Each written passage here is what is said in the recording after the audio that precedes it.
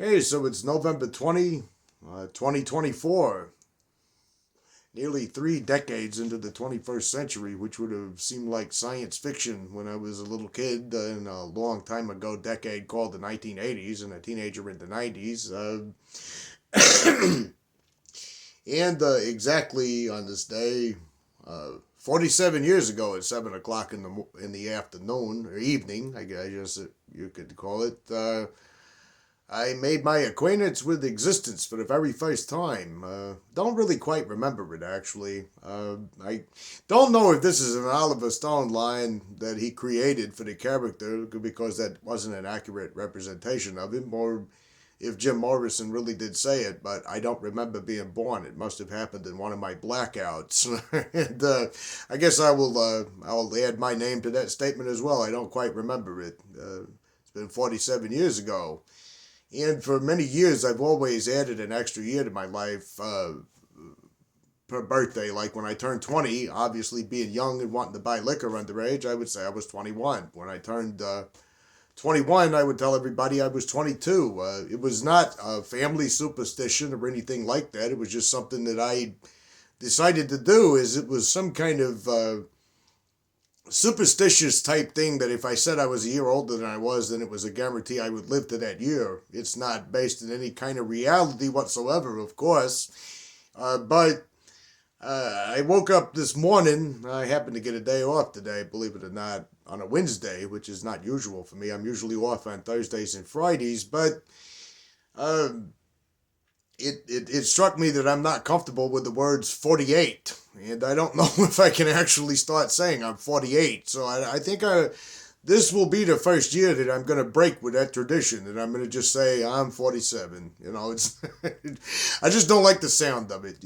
But uh, being 47 years old, it always puts me, well, every year since I turned 30. 30 was a huge deal for me. I felt like the world had come to an end.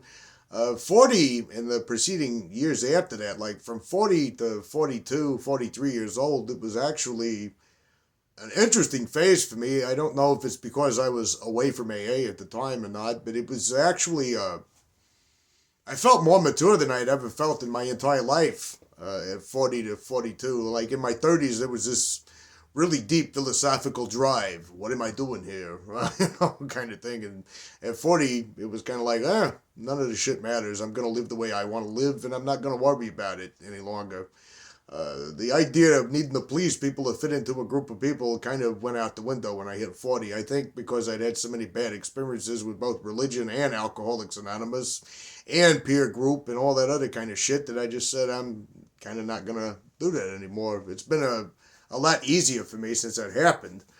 But of course, it's been almost a tradition to listen to Pink Floyd's Time every birthday and get almost depressive about it. You missed the starting gun, no one told you when to run, and that kind of feeling. But, it's not really some major depressive thing or anything. But I got to thinking about something that happened a long time ago, and this wasn't just this morning. This has been kind of in the back of my mind going around. When I was in my early 20s, I was determined to make it on my own. I was determined not to be under anyone's thumb, and I was determined to do whatever crazy psychotic job I could take, which I didn't want to be stuck in some daily grind. So and I wasn't going to be a famous movie director or something like that. So I started driving a cab. Something I probably wouldn't do now. I would be terrified to do that now, but being 20 and not going to show you afraid, I was going to really see the world outside of the tiny little boundaries and barriers of my small town. I was going to really, all I had to do was take a bridge across a certain river, and yeah, I was in the city. I was in the lights and all the insanity that came with it, and I was loving every minute of it. Even the downsides to it, I could tell a few horror stories, but it's nothing really severe, nothing really major. I didn't turn into Robert De Niro and start shooting at politicians or some crazy shit like that as a result of it. But I remember when I was working the night shift doing that one time. I worked the night shift on purpose because I wanted to see the real insanity the city had to offer. Uh, I ended up picking up a lady one time, and it was early in the morning. It was 4 o'clock in the morning, maybe 4:30, 5 o'clock in the morning. I don't remember. It was winter time, and of course, in the city itself, where I was a cab driver, the city never does truly sleep. That was one thing that used to freak the tourists out. Well, it's 3 o'clock in the morning and it's just like rush hour out here. Yeah. In certain areas, like in Manhattan, but, in some of the boroughs, it's kind of quiet. But I was taking this lady to work in the back seat of the cab. I normally didn't talk to people very much or make conversation. It depended on the person. Like some people were talkers, some people, hey, get me to that corner, get me to that place, and be there. Yesterday is what you should have done, kind of attitudes. But she was kind of in, I don't know, it's not some movie dialogue type thing I can lay out here for you. Real life doesn't work like movie dialogues. People in AA used to tell these stories that you could tell was just practically, completely, totally fabricated, and they weren't even good stories to boot, but we kind of struck up a conversation when she was in the back of my cab and I was dropping her off at an office. It wasn't a very long drive, but she was talking about how she had been in the same building, behind the same desk, for about 25 years. Maybe not the same desk, but the same building, the same office, same window view, and all of that. And at the time, I was starting to experience a period of burnout with the cab thing that I had been doing. I'd been doing it a couple of years, and I was starting to really hate it at times. I was starting to get nervous with some of the clientele. And I was, it's like any other job you get, no matter what the job is. If you do it day in and day out, there comes a point where it's just a daily grind. And at the time when she was telling me this, I thought to myself, well, that's actually pretty cool, to be in one spot every day for 25 some odd years, structure, safety, routine. I didn't know those words at the time. I just remember being a 20-something-year-old guy thinking, God, that sounds nice. There's something stable, there's something permanent. But I could tell she didn't share the same sentiment. She said, it's time has passed very quickly, and I kind of wonder if things could have been a little bit different. And like I said, it was a very brief conversation, and I trying to make her feel better. I said, well, I think it's a really cool thing that you got going on there. Every day that I get behind the wheel out here, I don't even know if I'm going to make it home in one piece or not. I don't know if I'm going to be robbed or shot or what I'm going to deal with. And she was saying that sounded almost kind of exciting. But right before I dropped her off in front of that building, she said, I'm not in a bad place in my life or anything like that, but I'm kind of like the Reba McEntire song, Is There Life Out There? And being young at the time and being with my background, I said, who's Reba McEntire? And she said, she's a singer. She said, you just need to listen to the song. She said, do you have a girlfriend? And I said, yeah. And she said, well, play it for her. She'll get it.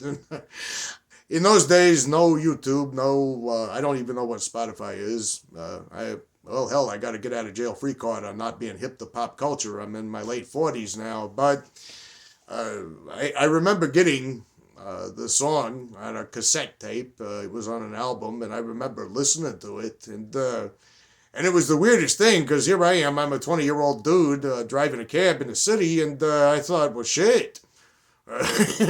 She's singing about me. This song is about me here.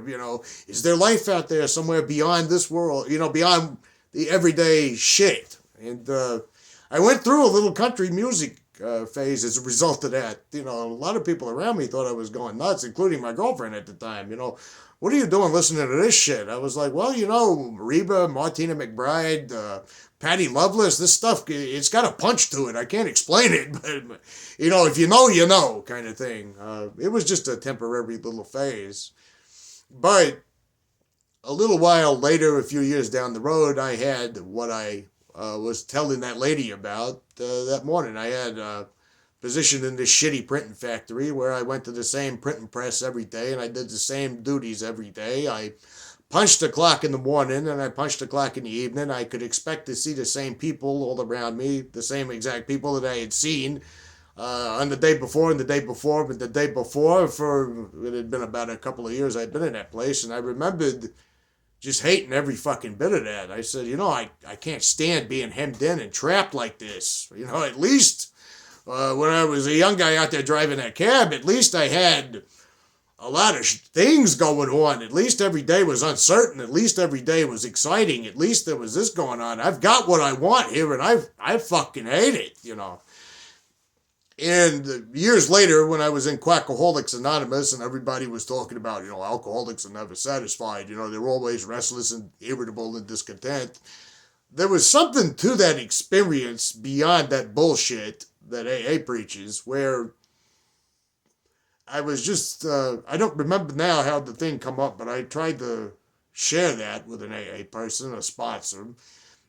And I don't think I even got halfway through what I was trying to say. I don't even think I made it past dropping the lady off at her office before they just cut me off like AA people that want to do. They just cut you off right in the middle of the sentence. They want to make it very clear that everything you got to say doesn't mean shit to them. They can't wait to turn the story around to themselves, and they would say, well, see, that's an alcoholic trait. That's no alcoholic's ever satisfied. You can give an alcoholic $20 billion and he would be upset and miserable and discontented. That's just what alcoholics do.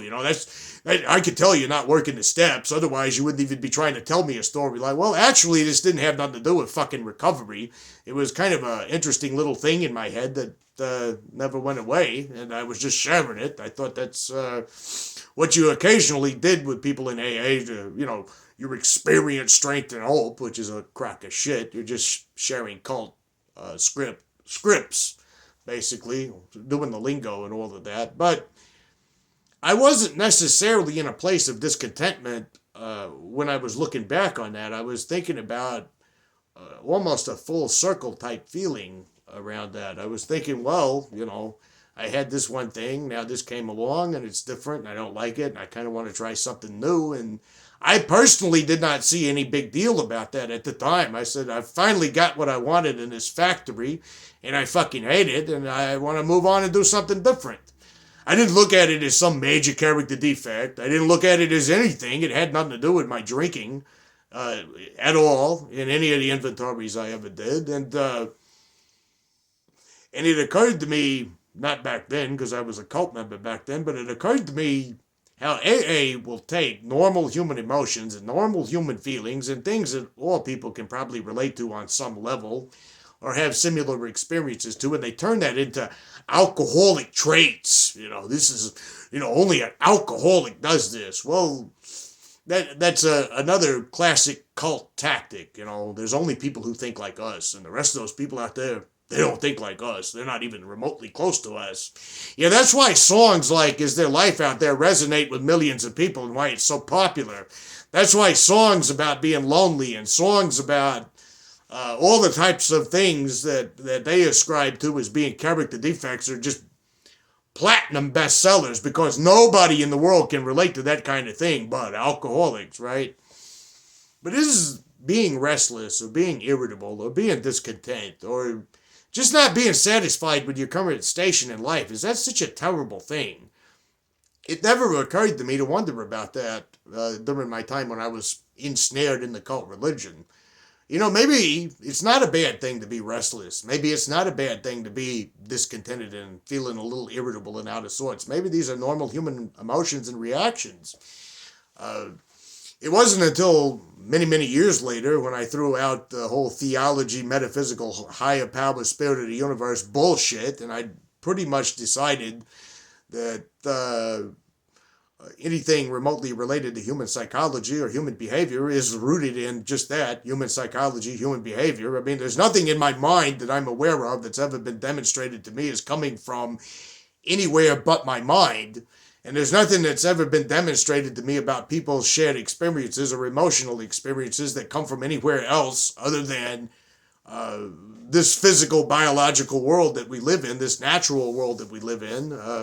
There's never been any demonstration that you're feeling restless and irritable and discontent because the AA God in the sky decided to tune out on the FM frequency, the modulator or whatever it is, and because you're feeling restless and irritable and discontent, it's because you're not down there on your knees and you haven't turned into the God dial on the radio, and that's your fault. You're a bad human being for that, Because I didn't ever need to be restless, irritable, and discontent by the way to drink. I could drink when I was happy, and I could drink when I was content, and I could drink when I was in a fairly good place. So obviously, feeling restless, irritable, and discontent, like AA criminalizes that, had nothing to do with my drinking.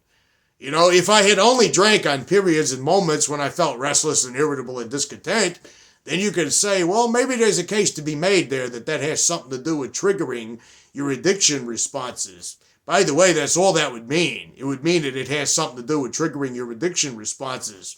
It wouldn't mean there's some metaphysical, bizarre AA higher power that's punishing you for not writing down how you took a candy bar out of the fridge when you were 4 years old in kindergarten and you never told anybody about it, and that's why you were drunk today. It has nothing to do with that. It just has to do with the human experience. But what if there's actually scientific evidence for why people feel that way? Why it seems to be a universal human trait? Why it seems to be kind of something that's pretty much prevalent in most cultures. Now, of course, I can't claim all cultures and all people because I haven't studied them all and I haven't traveled to all of them. There is a group of people called the Piraha tribe that a Christian missionary went to and later turned into an atheist because when he got to them, he found their way of life was very fascinating and interesting, and he realized he didn't have a good reason to believe in it. It's a fascinating thing. I may even I may even put a link to his story in the video descriptions. I have a couple of articles I need to put in the video descriptions for this when I get this uploaded. But outside of a few anomalies, I guess you could say, in human experience, that seems to be a common trait. What if there's a natural explanation for this? What if it doesn't have nothing to do with you being just this worthless, disgusting drunk? What if it doesn't have nothing to do with you being a sick alcoholic who needs to live on their knees or whatever? Now I would rather, what is the saying going? I'd rather die on my feet than die on my knees or some shit like that. It's a Sartre quote. Or better to die on your fucking feet than live on your knees. Something like, you get the point. I'll put a quote in if I can find it again. But what if it doesn't have nothing to do with any of those things? What if it's just something that's a product of human history? Because when you think about it, if you look back at ancient history and you look back at where humanity came from and where it migrated from and where it has gone and the achievements it's made and the accomplishments it's made, in addition to all the atrocities it has created and all the terrible things it has done as well, it seems to almost be kind of hardwired in DNA to want to search, to try, to expand, to go places, to do things. Seems to be almost a human trait in terms of our own history, in terms of where we came from, where we migrated to, the ends of the earth we went to. You know, the human race in various periods of history, it had land, it had farms, it had its castles, and it had its feudal societies and things of that nature after the Roman Empire fell. But what did it do? It looked out to the oceans and it said, I wonder what's out there across the horizon. It looked at the skies and the stars above and it said, I wonder what's up there. Couldn't have done that if it had just got down on its knees and said, oh, you know, the reason that we're wondering and the reason why we're trying to travel and the reason we're trying to migrate is because we're all sick and selfish and need to be burned alive by the Church Inquisition or any of those things. I mean, religion has tried very hard to impede the forces of progress and aided atrocities, although it's not solely just religion, but I think you get what I'm talking about. Curiosity, or the need to do something different, or the need to shake things up, or the need to just do, seems to be more of a biological human trait that's rooted deeply within us and has nothing to do with character defects. For one thing, the idea of a character defect is silly, because if there was such a thing as a character defect, then there would be such a thing as a perfect character. And I don't know of anybody who can hold that up to me. I mean, was Bill W., you know, do you want me to really go into all his history? And if the fact that he had to, literally, the 12 and 12 had to be written by his right-hand guys because he was just sitting at a typewriter sobbing because he hated everything so much, I wouldn't put him up as a shining beacon of spiritual enlightenment, if you know what I mean. But what if there is just a rational explanation for the way we feel? If there's a rational explanation for the way that when we have everything we want more. Or maybe we aspire to do more. Or maybe, you know, we've learned this language, we've done this one thing, we've accomplished this one thing, we got this promotion, but we're still not feeling happy. But we want to try something different. That's natural. That's 100% natural. As far as fears and anxieties, it has nothing to do with lack of faith. It has to do with the fact that a few thousand years ago, when you woke up in your cave in the morning and you wandered out and you had saber-toothed tigers and bears and gigantic hippos or whatever the fuck else made up the prehistoric landscape, you had to learn to be in survival mode like the animal that the human species is. Hey, I don't want to get killed and eaten today.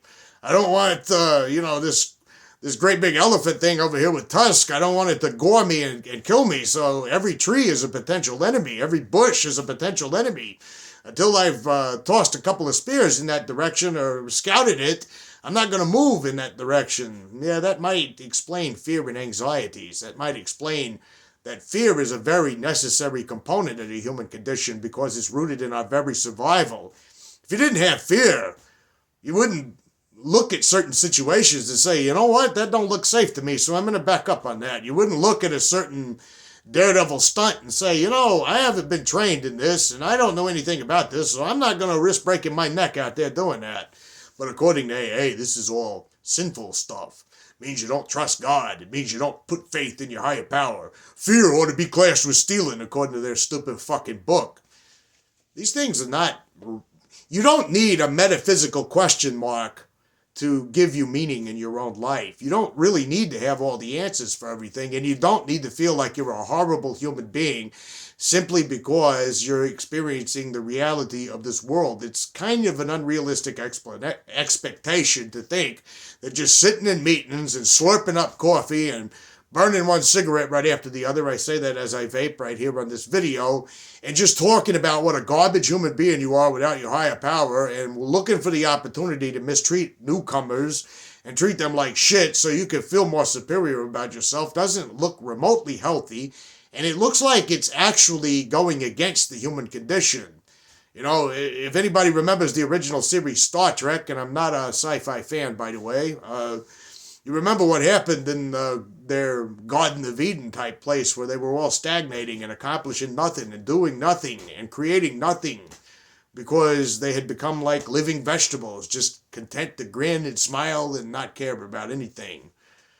I don't think it's just in our natural state as people to be like that. I think it's perfectly normal to be dissatisfied when you get what you want and you say, well, I got what I wanted here. I got this position. I got to travel to this country, I got to read this book, I got to take this class, and it was fun for a while, but I need some more new and stimulating experiences to keep me going.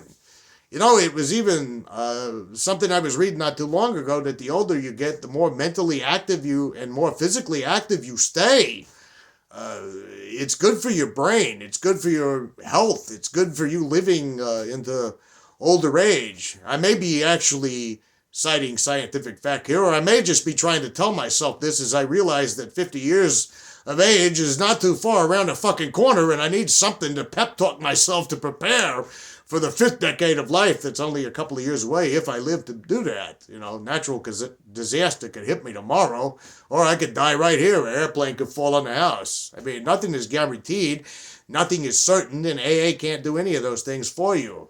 Anyway, just some random thoughts for November 20th, 2024. About 40 degrees outside with the wind blowing, and the heat's not just doing a good job today. So my printer is out again. I think that I'm just going to have to face the inevitable. And even though this is a high-tech printer that you can even send printing documents to from your phone, which was science fiction when I was a kid, it's time to get a new printer. So I can't get you a subscriber comment up this week, but I will put a few links up in the description. Chime in on the comments and let me know. Does AA just criminalize regular, ordinary human being behavior and make you feel like you're just a garbage human being for just being human? Might as well get mad at a cat because it wants to nap during the day and run around the house crazy at 3 a.m. See you guys next week, hopefully.